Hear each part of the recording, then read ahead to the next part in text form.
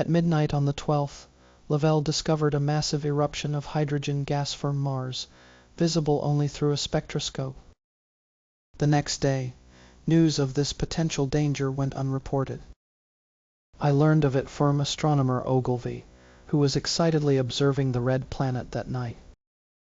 In the silent, shadowy observatory, we watched a small, silvery, bright Mars quiver in the telescope's view, oblivious to the destruction it would soon bring. Unseen and unfathomable, the threat drew closer every minute, invisible against the profound emptiness of space. That night, another gas jet was released from Mars at midnight, a warning Ogilvy heeded as I went for a drink.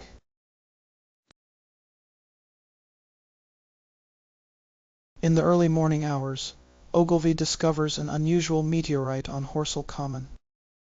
Upon closer inspection, he realizes that the gray clinker covering the cylindrical object is falling off.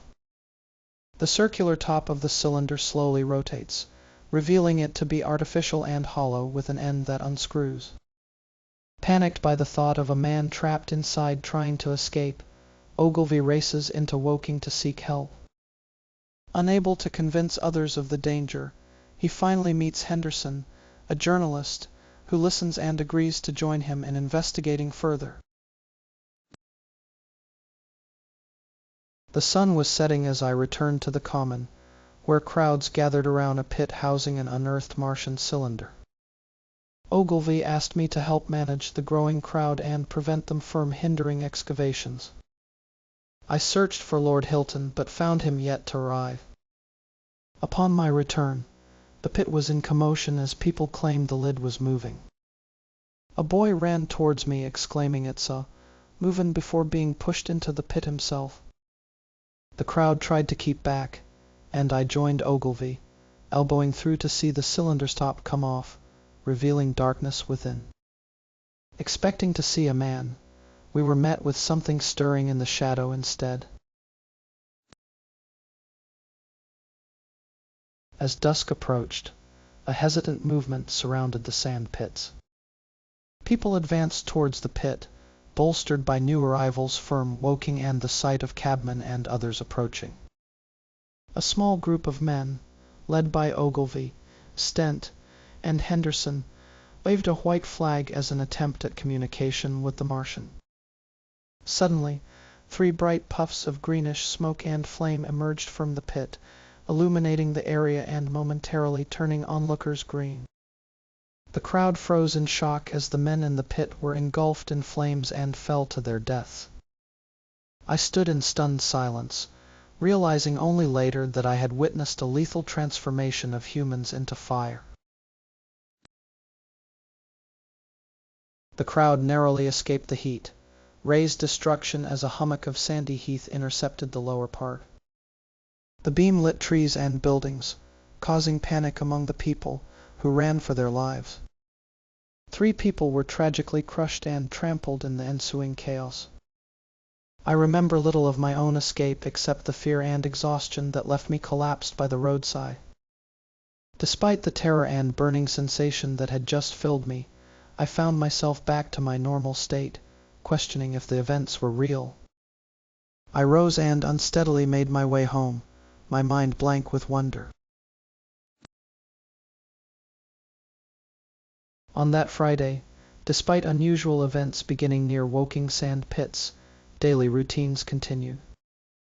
Outside a 5-mile radius, few were affected, and even within this circle, people dined, worked, and slept.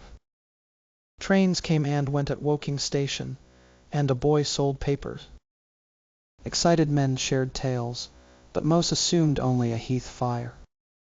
Only near the common did real disturbance occur. Fires in villas, alert crowds, and some daring souls approaching the Martians, never to return. In the afternoon, I returned to the railway station for an evening paper. The Martians were busy preparing for a struggle, and I was excited by the sight of military preparations. Around 3 o'clock, gunfire from Chertsey or Addlestone echoed in the distance. A field gun reached Chopham around 6, and at tea with my wife in the summer house, we heard a muffled detonation and saw the Oriental College and little church tower collapse into ruins. Returning home from Leatherhead, I was excited and anxious about the ongoing Martian invasion. My wife watched as I left in the dog cart, her face pale. I was depressed by her fears, but soon focused on the unfolding conflict. As I passed through Ripley, I saw a blood-red glow on the western horizon, mixed with black and red smoke. Narrowly avoiding an accident, I continued to Maybury, where I beheld the red glare and the silhouette of the hill. Suddenly, a green light illuminated the road, followed by a violet lightning bolt and a thunderclap. The horse bolted in fear. After stumbling in a storm ditch, I encountered a dead man identified as the spotted dog's landlord. Overcoming my shock, I checked for a pulse but found him deceased. The lightning revealed his identity, and I continued home, shaken by the sight. Upon entering, I discovered I was cold and wet. I changed clothes and went to my study, where I found the window open and the red glare of a distant fire illuminating strange black shapes moving on Horsell Common. A soldier hides under a dead horse during the Martian invasion, witnessing the destruction of Woking Station and town. He escapes by hiding in a ditch and later meets the author, who records his story. The soldier describes the monstrous beings using heat rays, leaving no living creatures behind. Woking was saved last before the second monster emerged. The soldier saw the first monster kill a man and hid among ruins until nightfall. He managed to escape towards Woking village, where he found survivors hiding in trenches and cellars. The soldier was consumed with thirst, but found a smashed water main. The valley became a valley of ashes with fires dwindling by morning. The lieutenant sent me on my way as we passed an abandoned laboratory cottage. Beyond Byfleet Station, the country seemed peaceful under the sun's rays. However, deserted houses and soldiers preparing for battle gave away the day's unusual nature. Near Weybridge, men were setting up guns and ramparts against the Martians. I urged an uncertain artilleryman onward. In Byfleet, chaos reigned, people packing, soldiers hunting down stragglers, and government wagons being loaded. I stopped a soldier who clung to his valuable orchids, warning him of impending doom before hurrying after the artillerymen. I dove underwater as the Martian machine advanced, ignoring the people panicking around me. Raising my head, I saw it raising its heat ray generator on the bank. Simultaneously, hidden guns fired from Shepperton village, and the monster's hood was blown off by a shell burst. The decapitated colossus, still reeling, swung towards Shepperton and collapsed into the river, causing a massive, scalding hot wave that swept me and others away. I pushed through the chaos until I reached the fallen Martian downstream, lying across the river and mostly submerged. I escaped from the destruction in Weybridge by gaining an abandoned boat and paddled down the river towards Walton. The sun scorched my back as I drifted past deserted, burning houses. My fears gave way to exhaustion, and I landed on the Middlesex bank, only to be found by a curate who had no water to offer. We sat in silence, taking stock of each other before I asked him for water. On Saturday, there was no excitement in Woking despite the interruption of telegraphic communication and burning pine woods near the town. My brother planned to visit me that night, unaware of the impending Martian invasion. In London, a breakdown on the railway prevented trains from reaching Woking, causing little reaction as people mistakenly believed it was just a normal accident.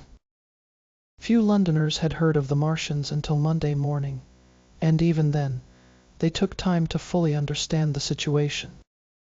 The habitual calmness of Londoners and the frequent startling news in the papers kept them from panicking over the initial reports. In the War of the Worlds, the public was urged to avoid panic despite the strange and grave situation. Authorities believed there were only 15 Martians against millions of humans. They prepared protection measures, assuring London's safety. The newspaper reported this with enormous headlines, causing intense excitement among people who secured copies and read maps for their escape routes. Refugees were seen moving eastward, while police regulated traffic. Public houses did a brisk business, and groups gathered to discuss the sightings of Martians. By nightfall, roads resembled Epsom High Street on Derby Day. My brother failed to find satisfactory answers from refugees he approached. The Martians resumed their offensive around 8 p.m., with 3 advancing towards Ripley and Weybridge. They communicated with each other through siren-like howls. At Ripley, untrained artillery volunteers fired prematurely and fled, allowing the Martian to approach undetected and destroy their guns. The St. George's Hill men were better prepared, hiding in a pine wood and firing at 1,000 yards range. Their shells hit the Martian, making him stagger and fall. Everyone cheered and reloaded in haste. The Martians discharged canisters, creating dark cobbles of heavy vapors that spread poisonous smoke over the land. Each hill released a massive cloud, obliterating all in its path. The vapor, denser than smoke, sank and flowed over the ground like liquid, leaving insoluble scum on water.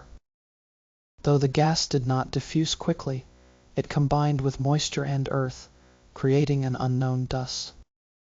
Escaping the poison required height, as even 50 feet up provided a chance to breathe uncontaminated air. Survivors reported the strange, coiling flow of the vapor, with houses appearing like ghosts amidst the inky nothingness. Amid chaos at Chalk Farm Station, my brother escaped through a crowd, obtaining a damaged cycle. He reached Edgware, where people were gathered in shock, and continued on foot due to a wheel rim break.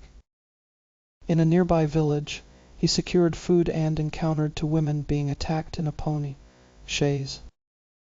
Intervening, he fought off the attackers and resumed his journey with the ladies as fellow travelers. A cart drawn by a sweating black pony and driven by a sallow youth brought my brother's family closer to Edgware. The driver, wild-eyed and white-faced, asked if it was the right direction. My brother confirmed, and they continued without thanks. A pale gray smoke rose among houses up ahead, veiled by a crowd of people rushing northward in panic. Mrs. Elphinstone cried out as tongues of smoky red flame leapt above houses against the hot, blue sky. The road was a boiling stream of people, a torrent of humanity rushing northward, a great bank of dust obscuring everything within 20 feet. My brother stopped at the pony's head, attracted to the scene. It was a whole population in movement. Edgware had been a scene of confusion, Chalk Farm a riotous tumult, but this was a larger host with no distinct character. The figures poured past, merging into a receding multitude swallowed up by a cloud of dust. People stumbled on foot and threatened by wheels. Cars and carriages crowded close together. push on, they cry. My brother advanced slowly, attracted to the scene, as the panicked population surged past him. My brother and I tried to stop a runaway cart from crushing a man. He was writhing in the dust, unable to move as the wheel broke his back. Angry voices urged us on, and a driver assisted us. But the man clung to his gold, biting my brother's wrist when he tried to help him. A collision ensued, and we were carried backward, fighting to regain our footing. The dying man's face stared at us from a ditch as we passed. We retreated, but Miss Elphinstone urged us forward, forcing the pony into the crowded traffic. Amidst whips and chaos, we managed to escape, leaving behind the horrifying scene. The fugitives reached Chelmsford, where the Committee of Public Supply seized their pony. Rumors of Martians at Epping and the destruction of Waltham Abbey powder mills spread fear. My brother preferred to push on to the coast rather than wait for food. They passed through deserted Tillingham and saw a vast crowd of ships attempting to evacuate people from the Essex coast. An ironclad, the Thunder Child, was the only warship in sight, with the Channel Fleet hovering in the distance.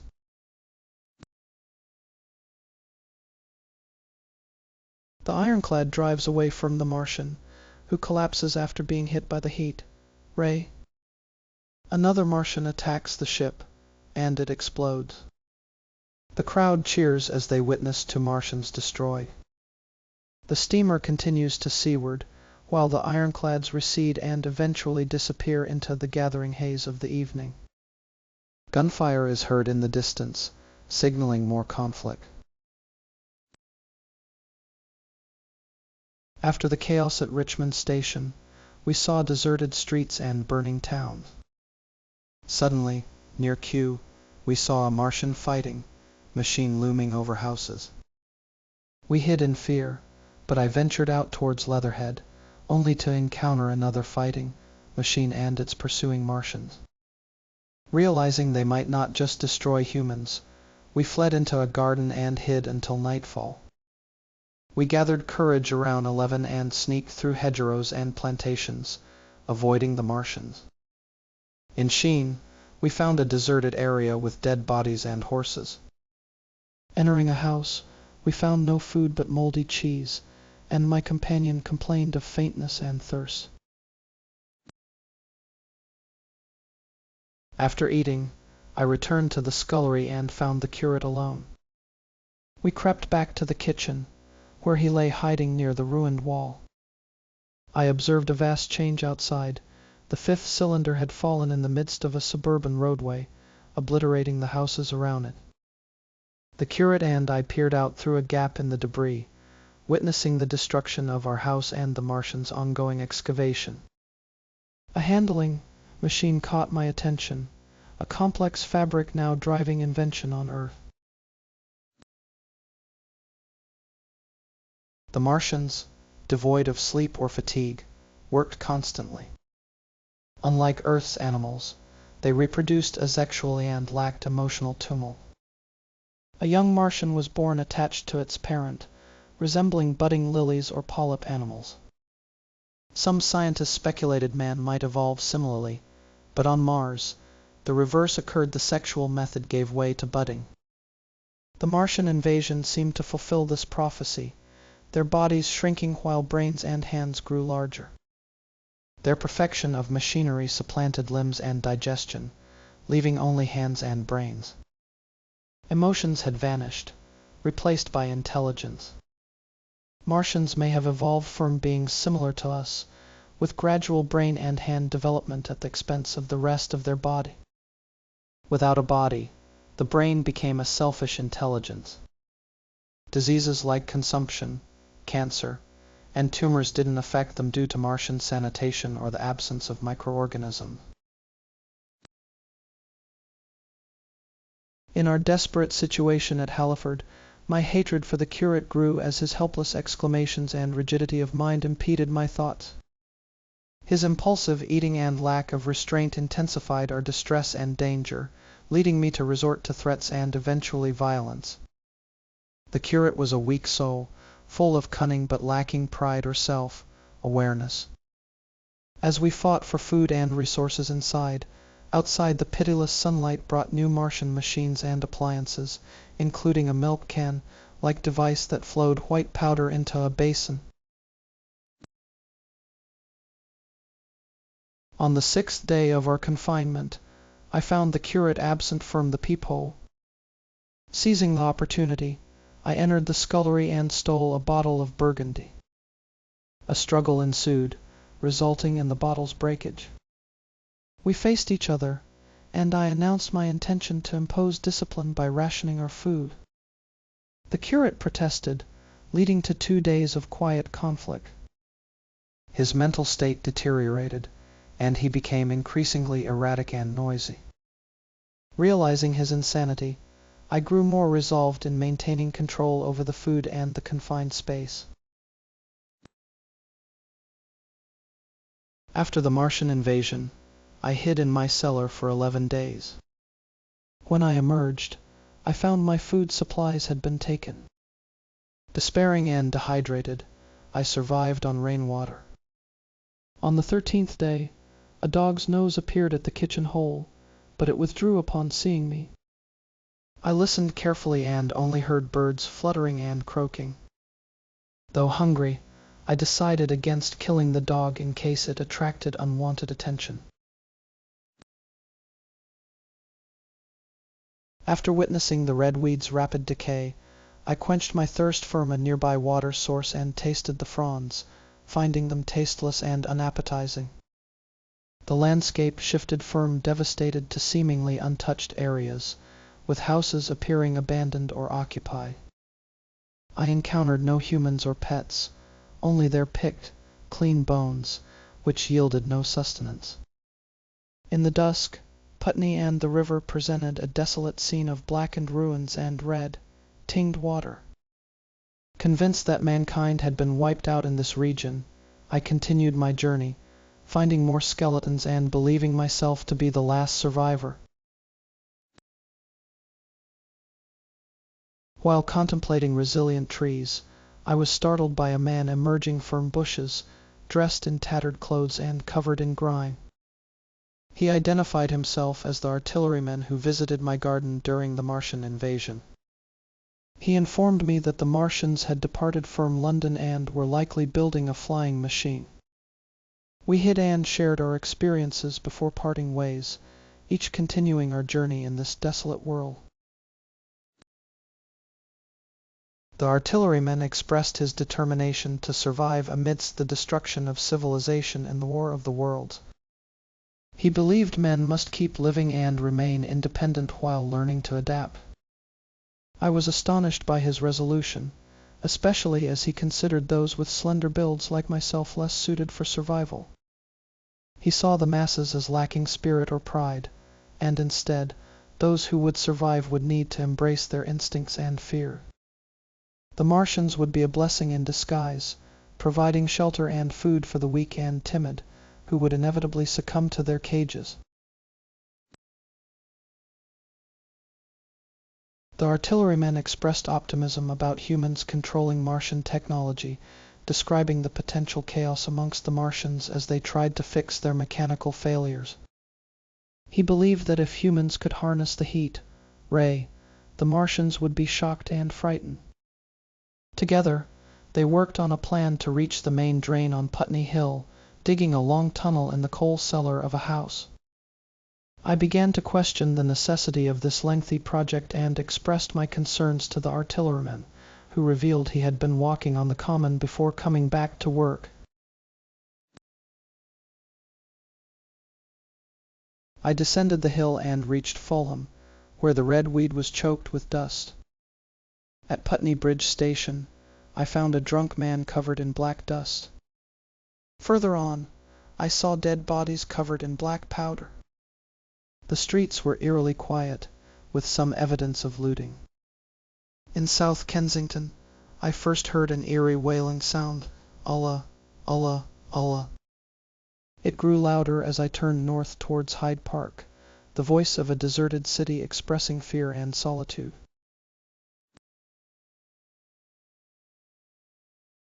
In the dark, I encountered a Martian on the road, surrounded by circling black birds. Panicky, I ran from Regent's Park towards Harrow Road, hiding until dawn. My courage returned. I marched towards the third Martian at Primrose Hill. Upon approaching, I discovered a horde of birds feeding on its decaying body. Overwhelmed with exultation, I ran up the hill to discover a vast redoubt filled with dead Martians, killed by Earth's bacteria, which they lacked immunity against. The natural selection of Earth's microscopic allies proved fatal to the invaders.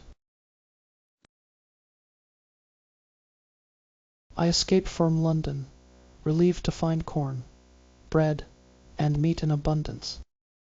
However, my relief was short-lived as I succumbed to madness, wandering the streets of St. John's Wood. Kind people took me in and learned that Leatherhead had been destroyed by a Martian without provocation. For days later, I regained my senses and yearned to visit my past.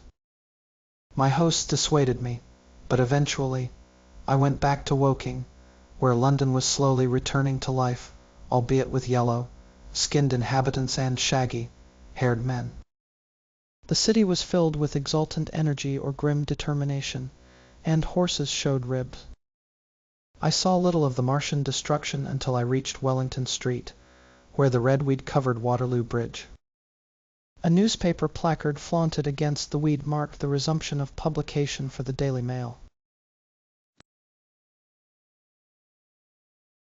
The cause of the Martians' rapid demise is uncertain despite no known Martian bacteria found in their bodies and their ignorance of putrefaction. Unproven theories include an unknown green element in the black smoke or heat rays affecting blood composition. No further investigation was conducted on these matters. The brown scum firm the Thames was not examined, and results from Martian anatomy are scientifically interesting but otherwise unimportant. The possibility of another Martian attack is ignored, with Mars currently in conjunction. Preparation for potential future attacks is necessary, such as defining the attacking position and anticipating arrival to destroy their cylinder before it cools. The failed first surprise may have been recognized by the Martians as well. Recent alignments of Venus and Mars suggest a possible Venusian invasion, modifying our perspective on human existence and potential threats in space. After the Martian invasion, men's perspectives broadened as they realized life existed beyond Earth. The destruction brought doubt and insecurity, leaving the narrator with vivid memories of the chaos and fear. Haunted by the past, he finds London's busy streets eerily empty and its people ghostly figures. Standing on Primrose Hill, he recalls the clear, cut, silent world that once was and holds his wife's hand, grateful to have survived the unimaginable.